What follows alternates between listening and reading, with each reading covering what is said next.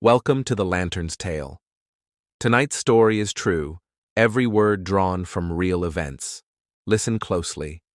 As we revisit the final, desperate days of the Franklin expedition, when starving men, haunted by the endless Arctic night, resorted to unspeakable acts to survive.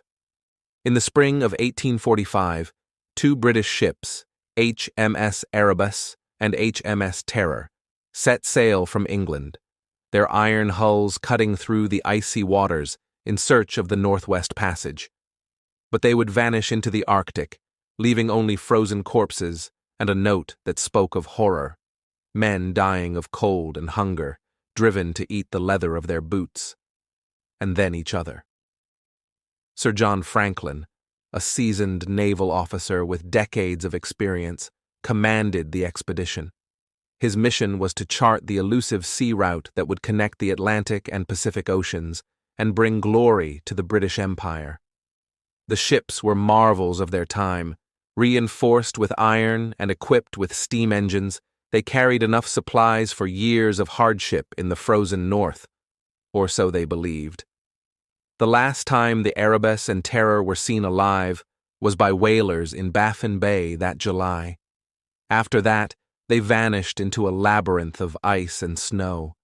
Months turned to years with no word, and the world began to wonder what fate had befallen them. Search parties braved the white silence, enduring the bitter cold and merciless winds. In 1850, they found their first clues: a lonely camp on Beachy Island, where 3 graves lay marked by simple wooden crosses. In the permafrost, the bodies of those early dead were perfectly preserved, faces pale, eyes closed, as if asleep beneath the endless snow. Further clues emerged in 1854, when the Scottish explorer John Ray learned the grim truth from the Inuit. They spoke of white men wandering the ice, starving, their final days spent in a desperate struggle. Among the artifacts the Inuit carried were silver spoons and buttons, ghostly relics of a doomed voyage. Years later, searchers found a single note in a cairn on King William Island, scrawled in a trembling hand. It told of Sir John Franklin's death on June 11, 1847, and of the crew's decision the following spring to abandon their icebound ships and march southward in a last, hopeless bid for survival. That note was brief, but the images it conjured were chilling. Men stumbling across the frozen wastes, strength failing with each step, the howling wind their only companion. When the food was gone, they chewed the leather of their boots, and when that was gone, the horror of cannibalism loomed. For decades, the fate of the Franklin expedition haunted the world. The ice held them fast, their ships lost beneath the crushing weight of the frozen sea. Some said the spirits of the North had claimed them, that the Arctic itself had swallowed them whole.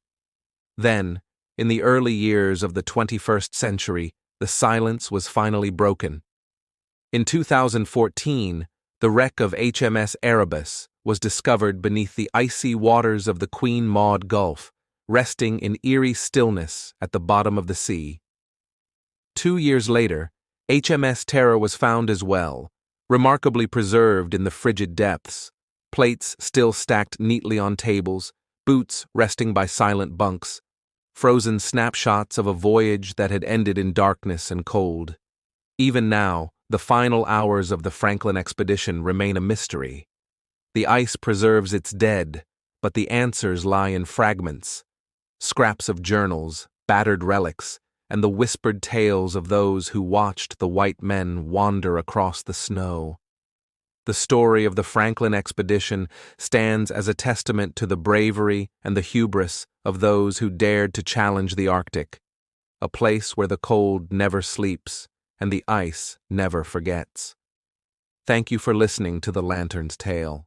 If you enjoyed this true story, join us next time, if you dare.